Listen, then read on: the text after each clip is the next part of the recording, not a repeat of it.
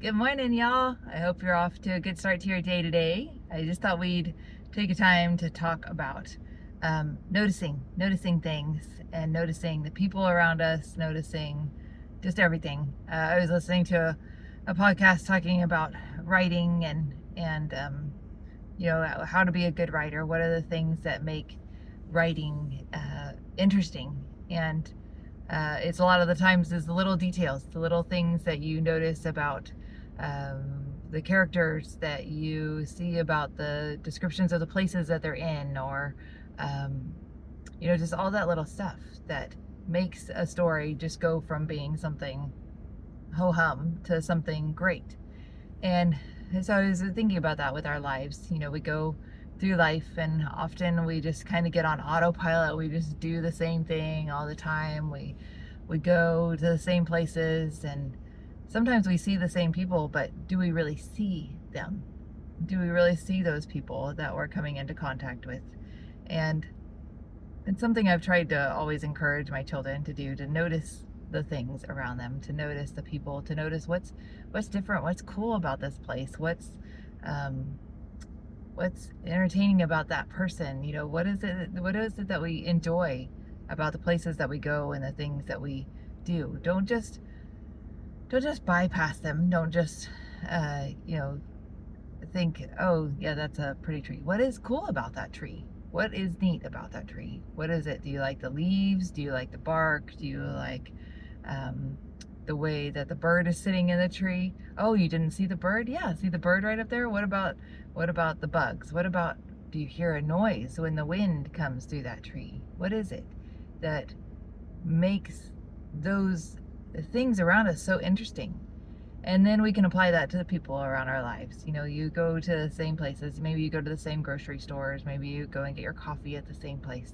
How much are you noticing about the people that are there?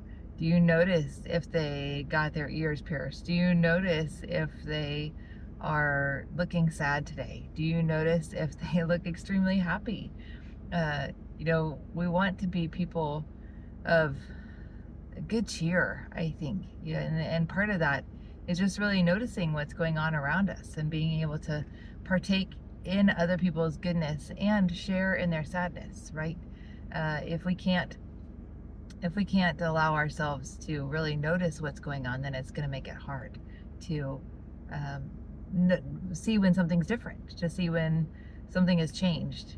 And so as you're going throughout your day and you're trying to figure out, um, we get so maybe this is just me, but sometimes I get so consumed with the things going on in my life that I don't often think about every other person that I'm around, right? They all have their own life going on. They all have their own crud going on. They might be dealing with a breakup. They might have just lost a family member. Their pet might be sick. Their child might be failing at school. Their child might have run away. All kinds of things that we just don't even remember to calculate in there for those around us, because we're so focused on our own self that we can't see beyond that to those other people out there. And then just on your drive to work, start finding something that you really enjoy seeing every day. We get on autopilot and we just start going. We don't really pay attention to it. And so many other times we're in a rush, or I'm in a rush. I seem to getting late was never, it never used to be. Being late to things was never a problem, I don't think, till I had kids. I don't know. I don't want to blame it on that, because something just shifted in my brain about it. Does that aid in it? Yes, but I can also get up 5 minutes earlier or do whatever I needed to. Um, but I think for me, honestly, sometimes when that happened was when I felt the most useless, or that I didn't have a lot to offer. And so, you know what? Okay, fine. If I'm 5 minutes late, they'll wait or they won't, and you can kind of find a little bit of a give up spirit in there. And so that's been something I've been working on hard for a little while, is trying to be better at um, not just being on time. I mean, I'm usually on time, but what is the saying that on time is late and early? What is that? Early is on time and on time is late. There we go. I think I got it that time. Maybe. Um, and so usually I'm on time, but that can be seen or misconstrued as late. And and I was usually one of those people that was a few minutes early, and so had time in my schedule, had room for something to go wrong that I hadn't planned on, or the traffic to be extra strong that day. Or is traffic strong? Is that a right word? Thick? Why would we call it thick? Why would we call it strong? Heavy? Why do we call it heavy? Either. It's not heavy. Yeah, I don't know. Some of those sayings, I think they're hilarious. I love etymology of words, and I love how we come to these phrases and then just start using them, and then I think, wait, is that really a good use of that word? So, yeah, something to think about. But anyway, I make room in my schedule. I used to have more cushion in my schedule for those events that would come that I wasn't sure. You don't know are going to happen, right? Because they're unforeseen circumstances.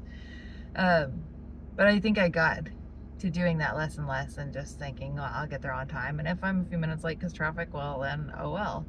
But that hasn't been serving me well. It's not the kind of person that I want to be. I want to be a person of my word. And to me, that counts with everything, being there on time or early, and doing things not just well, but exceptional. Because I want when somebody asks me to be involved with something, or when I offer to take over a project, I want people to leave that going, wow, that was the best dang whatever it was that could have been done for that thing. I don't want people to walk away from something that I'm involved in and saying, oh, that would have been good if the music was a little louder, or the something was a little better, or the thing was a little more organized. That one would kill me, because I really want things to run smoothly. I want things to be organized. I want people to walk away with a smile on their face, and just happy to have been able to be a part of that experience. And so one of those ways that I have not been doing that well for me is not putting that cushion in there. And so that comes back to our noticing of things. We have to be good at noticing other people's stuff, but we need to be good at noticing our own things. Where is it that we might need to be improving? Where is it that we could be doing something better that we aren't? And how does what I'm doing affect the other people in my life? If I'm always running late, are my children always stressed, or is my spouse always annoyed because we're getting to church late, or we're doing whatever? Well, then I want to change that, right? I don't want to be the cause of other people's disgruntlement. Is that a word? Disgruntledness. We're having a lot of fun with words today. Yes, we are. And I do love them, so I love to figure that out. So you'll probably hear this a lot more as we have conversations. But they are fun things for us to be able to do, and hard things, because once you notice them, you can't unnotice them, right? It's like as soon as somebody points out a flaw in something, you can't not see the flaw anymore, where before you might have enjoyed that thing forever and never seen it. But once somebody points out the flaw, you see it. And so these are the times that we can either take the opportunity to grow and change and to become something better than we were, or we can sit there and still stay where we are. But then we can't expect other people to always do it too. If we want other people to change, if we want other people to notice the things that we do, if we want to have them acknowledge our growth in any way, then we need to be able to do that for others. So that requires us noticing. So let's see, what else could we talk about that? As a creative person, that's one of the things that sets somebody above other artists. Some people can really draw something well, but they don't notice all the extra details, and the extra details are what makes it. I've heard of actors who come in and they can deliver the lines fine, they can deliver them well, there's nothing technically wrong with it, but then the next person that comes in might not get the lines right, but they notice all the little details about the character, and they can make all those things just come alive in a way that the other one couldn't.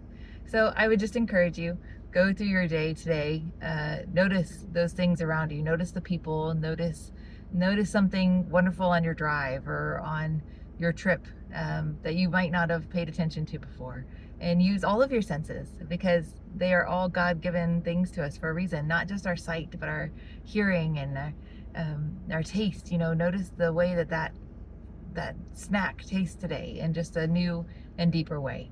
So I hope you have a great day. Hopefully there was something fun and interesting. Maybe you learned something. Maybe it'll give you something to ponder and to put into practice in your life today. So thanks. I'll talk to you guys later. Bye.